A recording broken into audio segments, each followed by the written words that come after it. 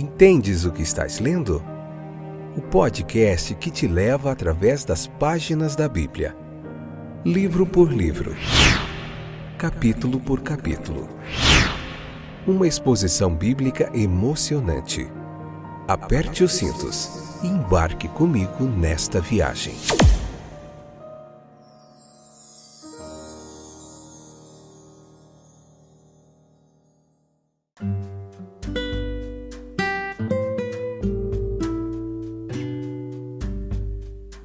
Olá, eu sou o Fábio e esse é mais um episódio do podcast Entendes o que estás lendo? Atos capítulo 9, parte 1, episódio de número 812, 10ª temporada, 812 episódios da Bíblia Sagrada aí para você meditar comigo. Livro de Gênesis, Êxodo, Levítico, Números, Deuteronômio, Pentateuco, a Torá. Temos os 4 evangelhos, Mateus, Marcos, Lucas e João. E agora estamos fazendo Atos dos Apóstolos, capítulo por capítulo, uma pregação expositiva, uma exegese clara, objetiva, para você entender mais daquilo que o texto sagrado tem a lhe oferecer. Obrigado aos novos ouvintes aí da Índia que tem chegado, que Deus abençoe grandemente. Estamos aí em muitos países, onde muitas pessoas estão acompanhando esse trabalho, estão sendo abençoadas, edificadas pelo poder da palavra de Deus. Isso é uma alegria para mim, poder proporcionar isso para vocês de forma gratuita, um toque aí no seu celular. Você tem praticamente todos os distribuidores de podcasts e no YouTube esse trabalho.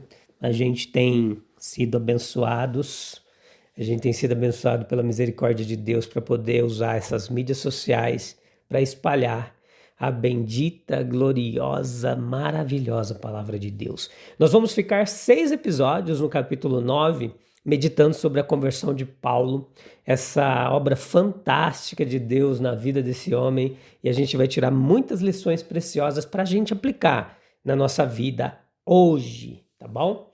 Nos dias atuais.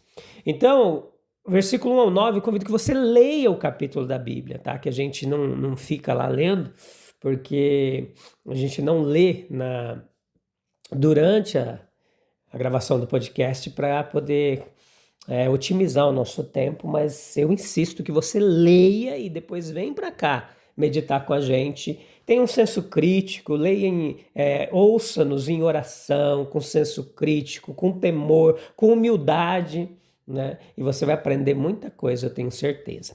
Nós temos aqui um exemplo nesse capítulo 9, uma imagem da conversão de uma alma humana que seguia o caminho errado. E ela foi pega pela mão divina e se submeteu voluntariamente ao governo de Cristo. Sim, era uma alma humana seguindo o seu próprio caminho errado. Paulo estava se movendo com toda a força, como a Bíblia nos ensina, de sua natureza forte, ardente, na direção da perseguição ativa dos amigos de Cristo. Versículos 1, 2 e 5 nos traz esses relatos. O pecado, ele frequentemente assume a forma de descrença e rejeição da verdade. Mas qualquer que seja a forma particular que assuma, a sua natureza essencial é esta: a alma que foi criada para amar, honrar e agradar a Deus está seguindo outro caminho oposto. Encontra-se em estradas ou atalhos do mal. Não está com Deus, com Cristo, mas contra Ele, Mateus 12:30.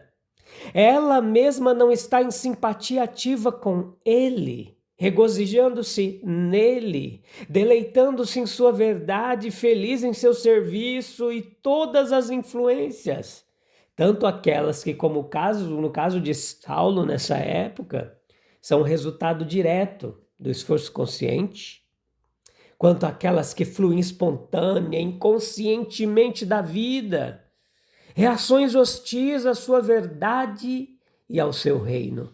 Paulo nos diz em Filipenses 3,12 que ele foi conquistado por Cristo Jesus. Cristo o agarrou enquanto ele seguia seu caminho de culpa, prendeu em seu próprio nome e ordenou-lhe que se arrependesse e seguisse outro caminho, um caminho melhor. A intervenção do Salvador em seu caso foi extraordinariamente repentina e extremamente marcante em sua forma. Versículos 3 ao 5. Meus queridos, é raro que a mão do Senhor Celestial seja colocada de forma tão manifesta e poderosa sobre o coração humano. No entanto, ela está sendo continuamente colocada sobre nós. E agora nós estamos sendo presos por Ele com um poder eficaz no seu amor redentor. A prisão que Cristo nos impõe é às vezes repentina, mas mais frequentemente gradual. Às vezes, um homem que tem se aventurado muito em algum caminho de insensatez e pecado, ele se convence instantaneamente de que é culpado, tolo. Em uma hora, em um momento, a verdade de Deus irrompe em sua alma e ilumina as profundezas escuras. Brilha e ilumina o caminho sombrio e fatal à sua frente. E ele se volta, ele para e se volta para Cristo. Mais frequentemente, o Senhor do amor e do poder, ele opera gradualmente no coração. Gradualmente, ele insinua sua verdade celestial e gradualmente faz a alma ver e sentir que o caminho do egoísmo e do pecado é um caminho que não deve mais ser seguido, do qual ela deve escapar para salvar sua vida. A prisão divina, vamos chamar assim aqui, às vezes se dá por meios extraordinários, mas geralmente por meios ordinários. Ocasionalmente, Deus vem com poder à alma humana e por alguma visão noturna ou diurna ou por alguma ordenação muito notável de sua providência,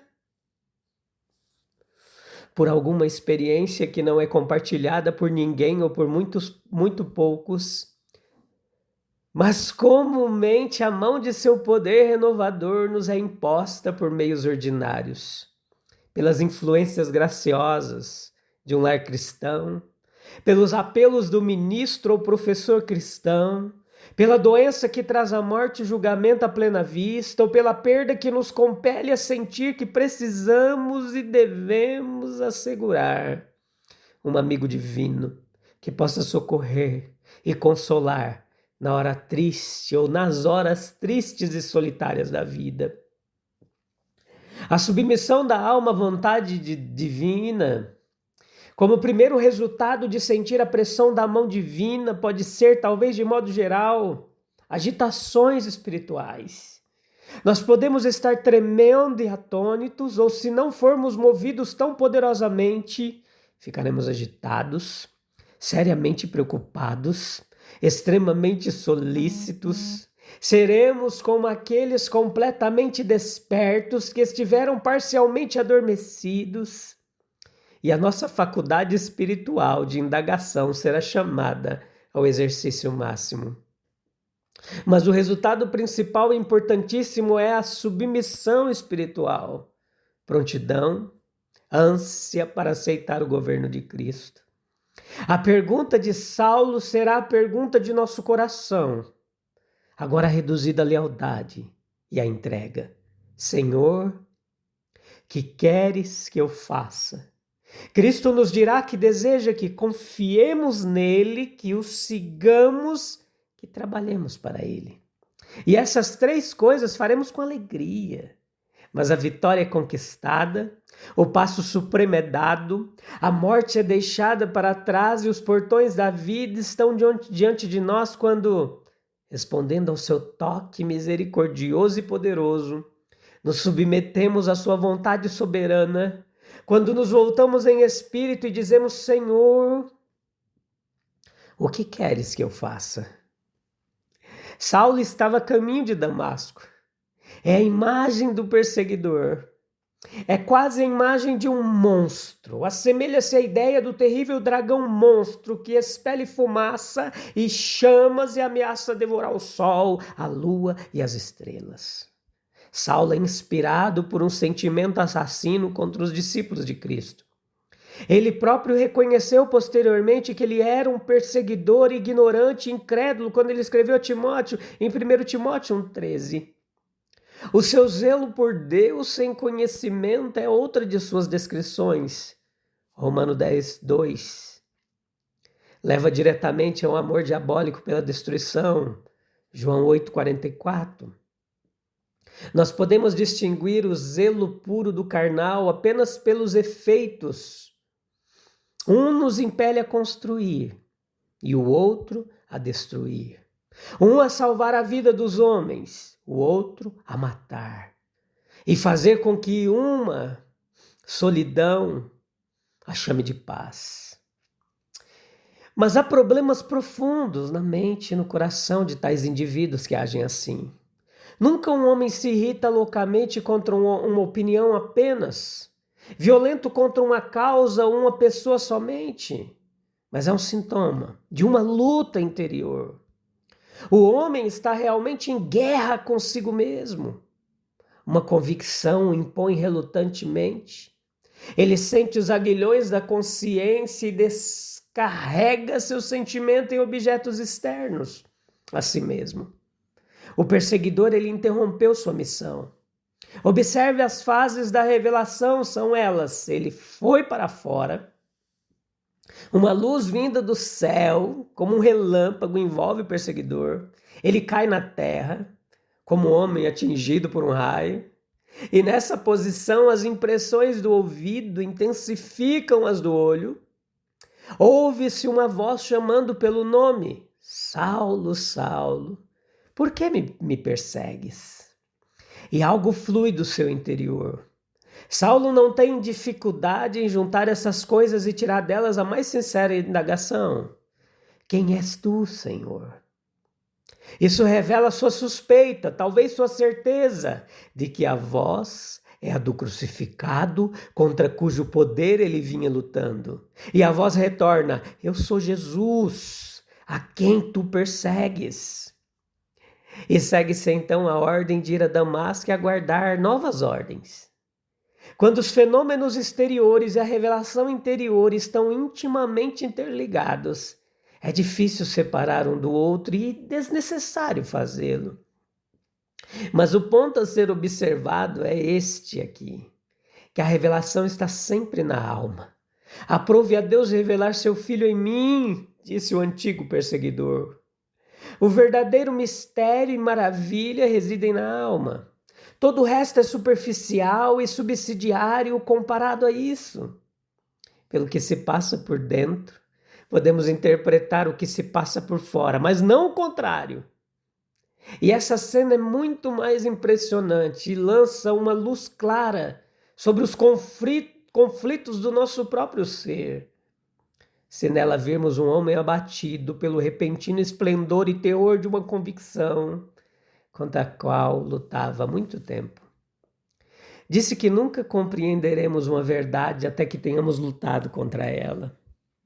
Aquele contra quem lutamos como um inimigo mortal torna-se nosso mestre por toda a vida, quando somos completamente derrotados por suas mãos.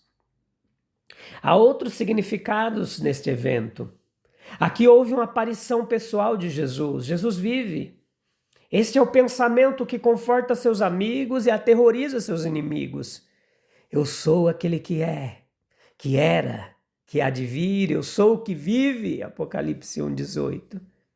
Essa revelação do Cristo vivo jamais foi esquecida por Saulo. Posteriormente, tornou-se um tema principal de sua pregação, pois era o cerne de seu credo. O Cristo vivo é, de fato, a expressão para nós da personalidade viva e amorosa de Deus, da vontade de salvar e redimir para sempre.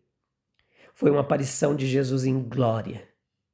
O esplendor e o terror que o cercam revelam seu poder soberano. Por que me persegues? É vão, bem como errado, contender contra aquele de cuja santidade e majestade a consciência dá seu testemunho infalível. Saulo parecia pensar que estava lutando contra carne e sangue, quando apressou aqueles cristãos indefesos. e que por armas de carne e sangue o cristianismo poderia ser vencido. Mas eis a figura majestosa de alguém que vem com as nuvens. Oferecer-lhe o espetáculo da violência é o extremo da irreverência e da loucura. Essa lição nunca foi esquecida. Nossos pecados contra nossos irmãos cristãos são pecados contra Cristo. Insultamos o amor que sofreu por nós e a majestade que nos governa e julga. No entanto, foi uma revelação da humanidade glorificada de Jesus. Versículo 4, Saulo ouviu falar. E aqui jazia uma semente do ensinamento de Paulo sobre o corpo espiritual que os santos glorificados irão usar. Terra e céu, o mundo visível e invisível, estão para sempre unidos e reconciliados no corpo em que ele viveu, sofreu, ressuscitou e reina eternamente. Foi uma revelação de extremo amor e graça divinos. Para com os perseguidos, suas dores são as dores de Jesus. Ele torna seus os sofrimentos deles, Mateus 25, 45. Sua exaltação e glória não o elevam acima do alcance deles. Ele reina para lançar a égide de sua providência e proteção sobre o rebanho indefeso de seus pequeninos. Ele é a cabeça, e todos os membros estão em união vital com ele e recebem da plenitude de sua vida. Em direção ao perseguidor, o pecado em seu extremo de violência e rebelião é aqui derrubado. E as armas arrancadas das mãos do rebelde, não pela força do tirano, mas pela gentileza do amor divino. Onde abundou o pecado, superabundou a graça, Romanos 5:20. A condenação endurece o rebelde em sua oposição. A gentileza derrete seu coração e o converte em aliado e amigo. Ó Galileu, tu venceste. A conversão de Saulo é um tipo de todo o espírito e método do Evangelho.